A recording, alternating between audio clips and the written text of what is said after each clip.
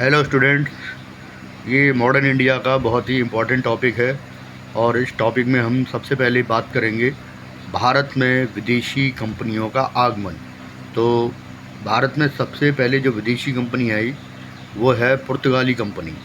भारत में सबसे पहले पुर्तगाली कंपनी भारत आई 1498 ईडी में। पुर्तगाली नाविक वास्को डी गामा ने भारत की खोज की थी और भारत में पुर्तगाली व्यापारिक कोठी का निर्माण किया और भारत में लंबे समय तक पुर्तगाली शासन को स्थापित किया।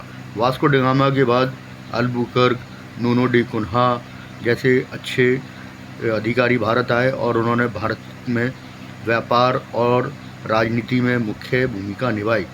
एक लंबे समय तक भारत में अपनी शक्ति स्थापित करने के बाद पुर्तगाली कंपनी कमज़ोर होती गई, जिसका स्थान ईस्ट इंडिया कंपनी ने लिया, जिसकी स्थापना 31 दिसंबर 1600 में हुई थी। लेकिन पुर्तगाली कंपनी के बाद भारत में जो दूसरी कंपनी आई वो है डच कंपनी। डच हॉलैंड या नीदरलैंड के निवासी कॉर्नेलियस डेस्टमान ने प्रथम डच अभियान 1596 ईडी में पूर्वी जगत सुमात्रा व बेंटम में पहुंचा था और उसके बाद फिर डच भारत क्षेत्र में भी व्यापार करने के लिए आए। डचों के बाद जो तीसरी कंपनी है वह है ब्रिटिश कंपनी, जिसकी स्थापना 31 दिसंबर 1600 में हुई और इसकी स्थापना 217 व्यापारियों ने मिलकर ईस्ट इंडिया कंपनी की स्थापना की। इस कंपनी में 26 सदस्य थे जो कंपनी को चलाते थे, जिसमें एक व्यक्ति डायरेक्टर होता था और एक उसका उपाध्यक्ष होता था और बाकी 24 सदस्य उसकी देखभाल करता थे। ठीक है, तो ईस्ट इंडिया कंपनी के बारे में एक वीडियो मैंने बना दिया है जो आप ग्रुप में प्लेलिस्ट में जाकर देख सकते हैं। ईस्ट इंडिया कंपनी के बाद जो कंपनी आई उसका नाम है डैनिश कंपनी या डैन कंपनी, जो 1600 ईडी में डैनिश कंपनी की स्थापना हुई। और उसके बाद अंतिम जो कंपनी आई उसका है वो है फ्रांसीसी कंपनी, जो 1664 में फ्रांसीसी कंपनी की स्थापना लुई 14वें के मंत्री कॉलबर्ट के प्रयासों से हुई थी।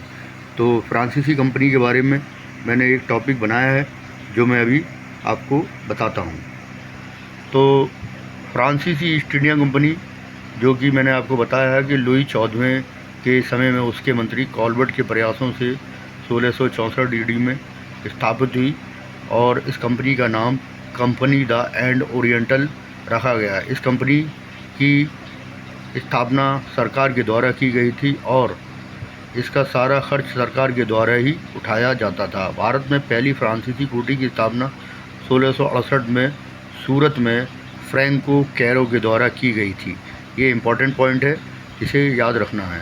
1669 में मरकारा के प्रयासों से मसूलीपट्टनम में दूसरी कोठी की स्थापना की गई और 1672 ईडी में फ्रांसीसियों ने मद्रास के निकट सेंट थॉम को प्राप्त कर लिया था। 1673 में फ्रैंको मार्टिन ने पौंडीचेरी नगर की स्थापना की और 1674 ईडी में फ्रैंको मार्टिन पौंडीचेरी का प्रमुख अधिकारी बना। 1674 ईडी में बंगाल के सूबेदार शाइस्ता खां ने फ्रांसीसियों को एक गांव दे दिया था, जहां 1692 में चंद्रनगर नामक कोठी का निर्माण किया गया। 1721 में फ्रांसीसी कंपनी ने मॉरिशस, 1725 में मालाबार समुद्र तट पर स्थित माहे और 1739 में कराईकल पर अधिकार कर लिया था। 1701 में पूरब की फ्रांसीसियों की समस्त बस्तियों का हेड ऑफिस या मुख्यालय पौंडीचेरी को बनाया गया था और फ्रैंको मार्टिन को महानिदेशक बनाया गया। 1742 में फ्रांसीसी गवर्नर डुप्ले के समय फ्रांसीसी प्रभुत्व का उदय हुआ। डुप्ले का जन्म 1 जनवरी 1697 को हुआ था। इसका देहांत 10 नवंबर 1763 को पेरिस में हुआ था। वह 1742 से 1754 तक फ्रांसीसी गवर्नर रहा था। डुप्ले ने फ्रांसीसी कंपनी को एक राजनीतिक शक्ति में बदलने के लिए भरसक प्रयास किया, लेकिन फ्रांस की सरकार ने उसके सपने को चकनाचूर कर दिया और 1754 में उसे वापस फ्रांस बुला लिया।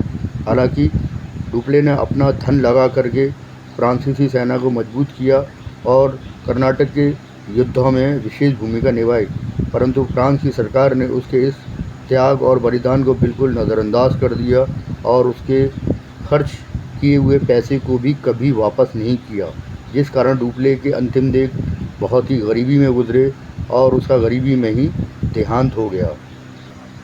तो फ्रांसीसी कंपनी और अंग्रेज़ों के बीच व्यापारिक स्तर पर तो नहीं, लेकिन राजनीतिक स्तर पर युद्ध भी प्रारंभ हुए, क्योंकि भारत में दोनों ही कंपनियां अपना राजनीतिक स्थायित्व प्राप्त करने के लिए संघर्ष कर रही थी। इसी कारण से फ्रांसीसी कंपनी और ब्रिटिश ईस्ट इंडिया कंपनी के बीच में 3 कर्नाटक युद्ध हुए, जिसका मकसद केवल भारत की राजनीति और भारत के स्थानों पर अधिकार करना था। और इस लड़ाई में ईस्ट इंडिया कंपनी विजयी हुई और फ्रांसीसी कंपनी को पूरी तरीके से युद्ध में पराजित करके भारत पर एकाधिकार स्थापित किया और फ्रांसीसी कंपनी को केवल एक व्यापारिक कंपनी के रूप में छोड़ दिया गया। 22 जनवरी 1760 में वांडियावाश के युद्ध में अंग्रेजी सेना के कमांडर आयरकूट ने फ्रांसीसी सेना के कमांडर काउंट दी लाली को पराजित कर दिया और सप्तवर्षीय युद्ध का अंत पेरिस की संधि के द्वारा हुआ। इस संधि के द्वारा अंग्रेज़ों ने फ्रांसीसियों के सभी भारतीय क्षेत्र वापस कर दिए। इस संधि के बाद फ्रांसीसी केवल व्यापारी मात्र रह गए। 3 कर्नाटक युद्धों का समय और इन कर्नाटक युद्धों में जो संधियां हुई वो बहुत इम्पॉर्टेंट है, उसे आप याद रखना। ये टॉपिक मैंने नीचे लिखा है, आप इसको अच्छी तरीके से रीड कर लीजिए। तो प्रथम कर्नाटक युद्ध 1746 से 1748 तक हुआ है और सेंट थॉमे का युद्ध 1748 में हुआ है। और प्रथम कर्नाटक युद्ध का जो समापन हुआ है, यानी कि समाप्ति हुई है, वो एक्सला शॉपेल की संधि के द्वारा हुई है, जो सबसे नीचे लिखा हुआ है, आप देख सकते हो, 1748 ईडी में। दूसरा जो कर्नाटक युद्ध हुआ है वो 1749 से 1754 तक हुआ है और इसी युद्ध के बाद डुप्ले को फ्रांस वापस बुला लिया जाता है। और 1749 में अंबूर का युद्ध हुआ है और कर्नाटक का दूसरे युद्ध का अंत पौंडीचेरी की संधि के द्वारा हुआ है। कर्नाटक का तीसरा युद्ध 1756 से 1763 तक हुआ है और ये युद्ध पेरिस की संधि के द्वारा समाप्त हुआ है। तो इस सभी टॉपिक्स को बहुत गहराई से आपको रीड करना है, क्योंकि एग्ज़ाम में यहाँ से बहुत इंपॉर्टेंट क्वेश्चन पूछे जाते हैं। तो जिस तरीके से कर्नाटक फ्रांस 1664 में स्थापित हुई और 1763 में लगभग 100 साल के अंदर ही उसका जो अस्तित्व था पूरी तरीके से समाप्त हो गया और वो केवल व्यापारिक कंपनी से शुरू हुई और व्यापारिक कंपनी के रूप में ही उसका अंत हो गया। तो ये टॉपिक आपको कैसा लगा मुझे कमेंट करके ज़रूर बताइएगा और मेरे चैनल को लाइक शेयर सब्सक्राइब ज़रूर कीजिएगा। Thank you very much.